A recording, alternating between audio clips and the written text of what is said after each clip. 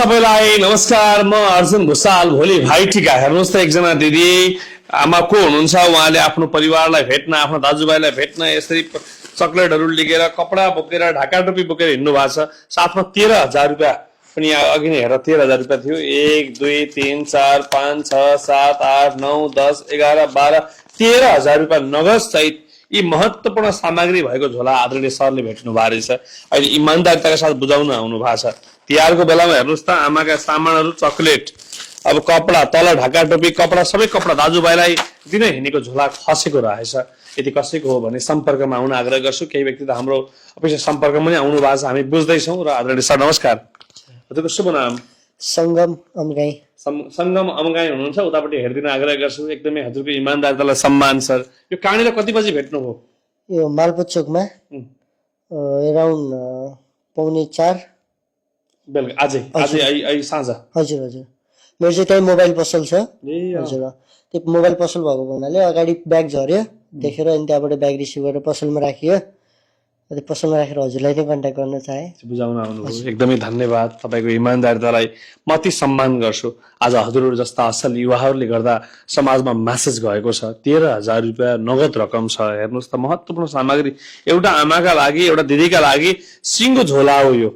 यो झोला एउटा प्रेमको झोला हो। भोलि टिका लगाउने झोला, भाइलाई दिने, दाइलाई दिने, एउटा सबै सामान यही छ। साथमा उहाँको 13,000, उहाँको औषधिहरू पनि छ। यी सबै चिजहरू भएको कति धेरै महत्त्वपूर्ण झोला छ भन्ने कुरा। अब उहाँको औषधिहरू सबै छ। अब बुझ्नुभयो हजुरहरूले, यहाँ औषधि छ, नगद 13,000 रुपियाँ छ, कपडाहरू छ, भाइ ओखर सोखर, अब यो चक्कर सबै भएको झोला हो। आज इमान्दारिताका साथ अमगाई सरले ल्याएर बुझाइदिनु हो। अहिले हामी सम्बन्धित व्यक्तिलाई यो बुझाउँछौँ। इमान्दारिता भन्दा ठुलो कर्म, इमान्दारिता भन्दा ठुलो धर्म यो संसारमा अरू के हुन सक्छ? म अरूलाई पनि आग्रह गर्न चाहन्छु, कसैले कहीँ कतै कसैको सामान भेट्नुभयो भने प्लिज नलिदिनुहोस्, दिनुहोस्। हराउनु, छुट्नु, बिर्सिनु अपराध होइन। भेट्टाएर हामीले सामान दिएनौँ भने त्यो अपराध हो। त्यसकारण आज अमगाई सर कति हतारमा हुनुहुन्थ्यो आफ्नो व्यवसाय चाडबाडको बेलामा। आज झोलाले उहाँको 2-3 घन्टा समय गयो, किनकि इमान्दारिता प्रकट गरेर सही मान्छेलाई बुझाउन, कसरी बुझाउनु होला भनेर उहाँले हामीलाई सम्पर्क पनि गर्नुभएको रहेछ। अघि साँझ हाम्रो फोन उठेन छ, म एकदम त्यसको लागि क्षमा चाहन्छु। पछि हामीले सम्पर्क पनि गऱ्यौँ, कुरा पनि भयो। पछि हाम्रो अफिसमा आएर अहिले बुझाइदिनु भएको छ। थ्याङ्क यू हजुरलाई मनैदेखि धन्यवाद। केही भन्नुहुन्छ? होइन, ठिक छ। यति नै। खुसी लाग्यो। हजुरको व्यवसाय राम्रो होस्। सम्बन्धित व्यक्ति जो हुनुहुन्छ उहाँ आएर लैजानु होला।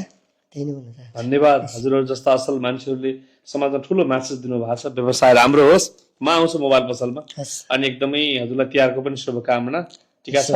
टिका छ है। ल, एकदमै हजुरको परिवारमा खुसी मिलोस्, सुख मिलोस्। आज यो भिडियो मैले अहिले भर्खरै हालिदिन्छु। सबै नेपालीले हेर्नुहुन्छ हजुरको इमान्दारितालाई। एकदमै धन्यवाद है त। हस्, थ्याङ्क यू। सबैले असल कर्म गरौँ। कसैले कसैको सामान भेटे यसरी नै आदरणीय अमगाई सरले बुझाए जस्तै हजुरहरूले बुझाइदिनु होला। Thank you. Love you all. नमस्कार।